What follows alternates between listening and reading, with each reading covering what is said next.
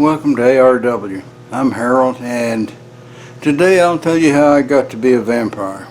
Some of you will probably be interested and some won't. You guys that aren't interested probably ought to be watching fuzzy cat videos. No, you should be watching here so I get the credit.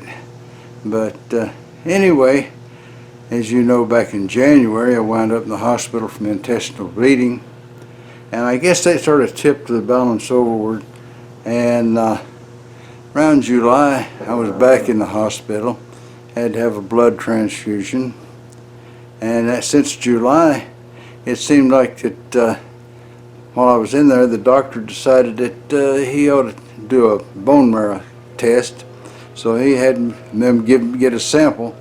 Now I asked him, I said, well, what are you going to do? They're going to get it from your pelvis, they're going in from the back with a needle. I said, well, yeah, I'm sure you give me an anesthetic for that, won't you? Oh yeah. So they haul me down this hall, and they take me into this room. It's got a nice bed. They throw me over on the bed, and they roll me off the edge into this little trench on the side of it where they got my arms under me where I can't move them. And then they pull my head back like that and stuff something under my chin so that I can be as uncomfortable as possible, you know. And then they take this railroad spike and they jam it in from behind and in all the way to my pelvis.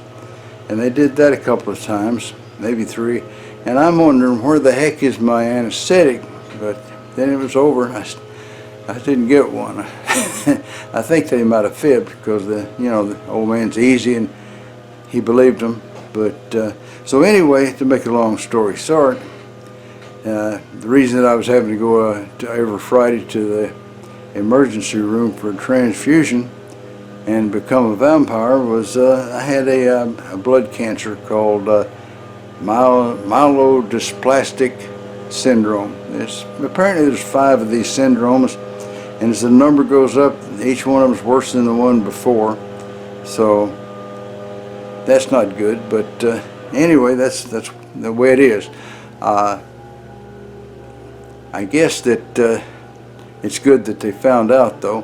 I've been undergoing chemotherapy and doing that about 2 months, and it's not a whole lot more fun than anything else, but it's not that bad, you know. And the last 2 Fridays I didn't go to the emergency room for a transfusion because my blood count came up. And oh yeah, you probably want to know what's the myelodysplastic. Anyway, it's when your bone marrow doesn't make enough good blood to keep you going, which is why I would run down from one week to the next and have to go down and get somebody else's blood. Now I have been tempted, but I hadn't bit anybody on the neck yet. Although you got a particularly nice looking vein in your neck there. Ah! Sorry, I couldn't help myself. All right, so what have I been doing? Well, I hadn't been working out here much in the past couple of months. My riding mower, my Murray riding mower, had a problem where the starter solenoid died on me, and I got the manual and discovered it was under the seat, in the frame, but not accessible.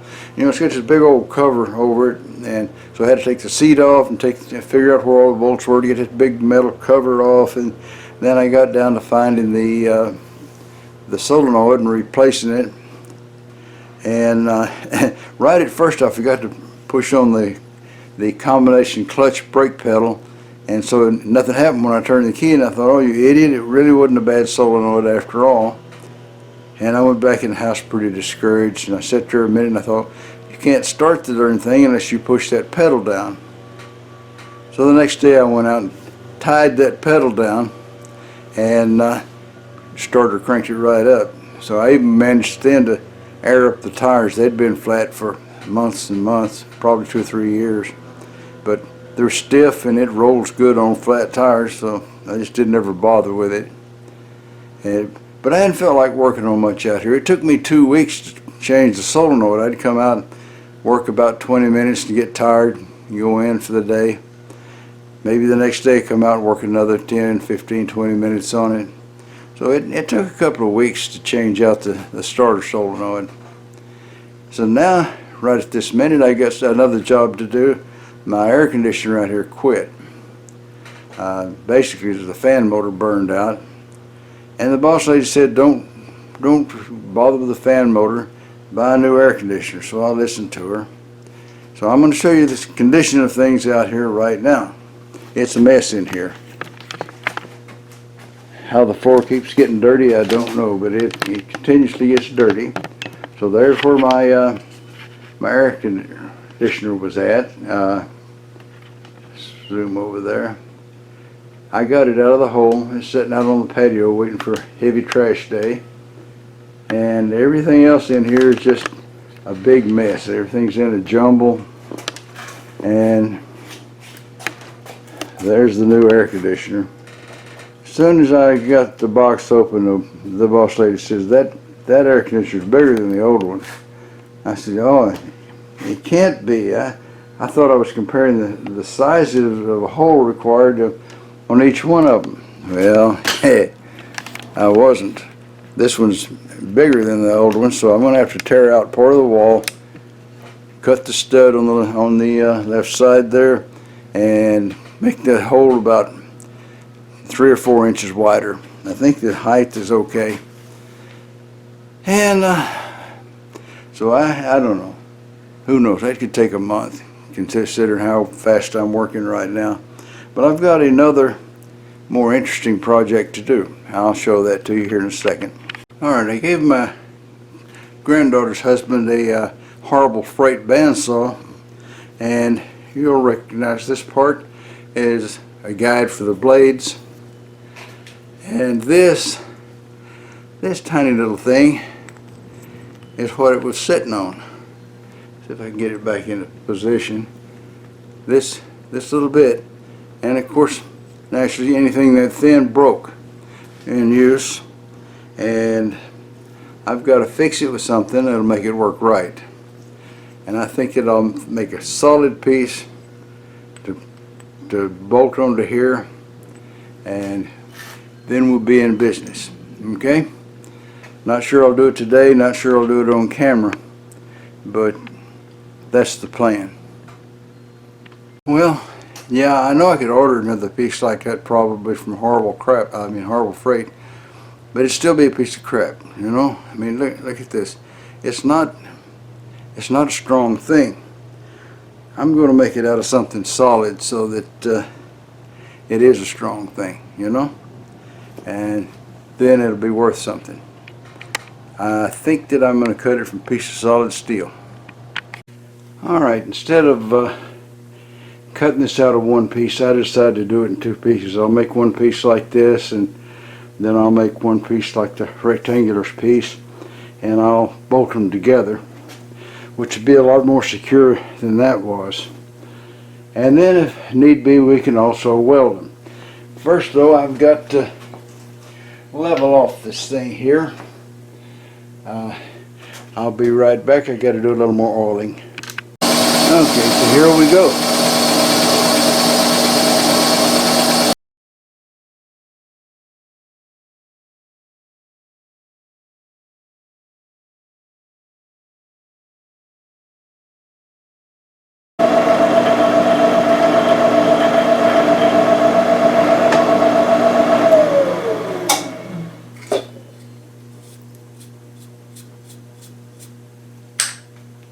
Alright, I'll check the thickness and probably turn it over just in case the other side's not as good as this one.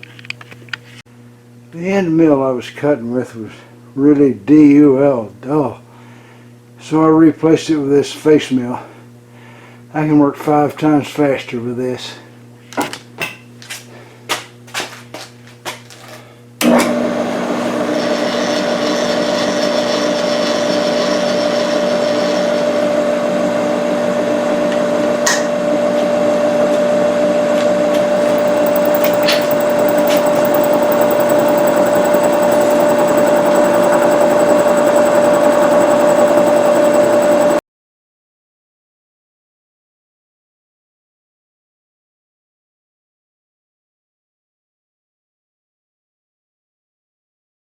Thousandth, and I've been out here my regular 2 hours from pre-illness days, and I'm out of breath, which is says illness wants you to stop.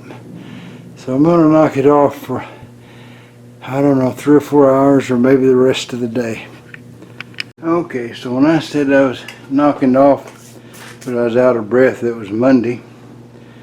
And now here it is Sunday afternoon. I had to take time out for another transfusion and a few things like that. Now this thing is 1.49 wide, and I need it to be 1.41. So I'm going to skim off a little bit.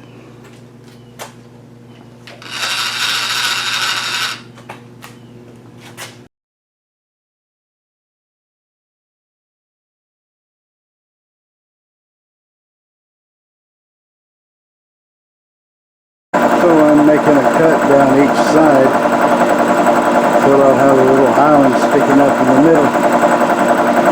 And they're not very deep, the cuts on them. I'll cut this side, then I'll cut the other one, and then I'll bring you back. I was going to power tap the thing, but it's just too much thread. So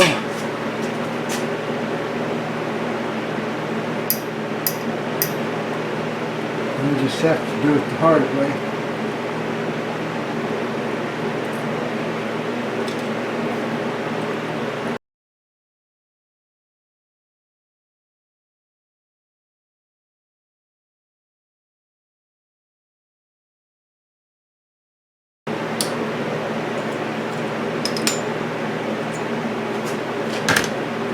One of the bad things about the power tapping attempt is I wiped off the I wiped off the size off of there. I'll have to put it back some way. So last night I'd eaten some apples and some tangerines and such, and I had a little something between my teeth, so I reach over my fingernail to to clean it out, and that crown pops out of there. So now when I finish this, I got to put it in the air conditioner, and then I got to go take care of this.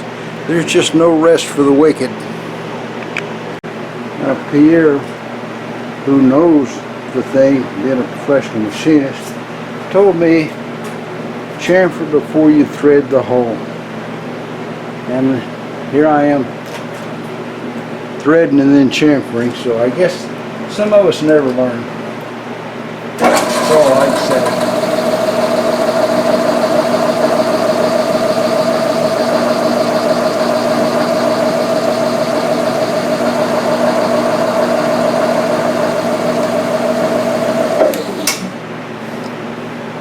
But at least there's threads in there. And it has eventually got chamfered. Does that count? I don't know. We'll see. Okay, this is the piece that really is going to have clearance holes in it, but I threaded them so that I can measure how far apart the holes are. That's going to help me a lot when when I put holes in the other piece. So I'll get my calipers and I'll measure these little boogers and write it down so I know I'll forget if I don't. And then we'll drill clearance holes here, and then we'll drill the holes in the piece that's going to be sticking onto here like that, and we'll be done. Okay, so I did a forbidden thing. I used a end mill as a countersink for these screws, and that worked out just right. So both of them are not sticking up in the way. Now I'll get the upright piece, and we'll finish this thing off. Now I'm going to drill and tap 2 holes in this guy here, and then when I get through, I've only got 1 hole to go through the side of it and thread it too. So we're really close to being done. Alright, so there we go.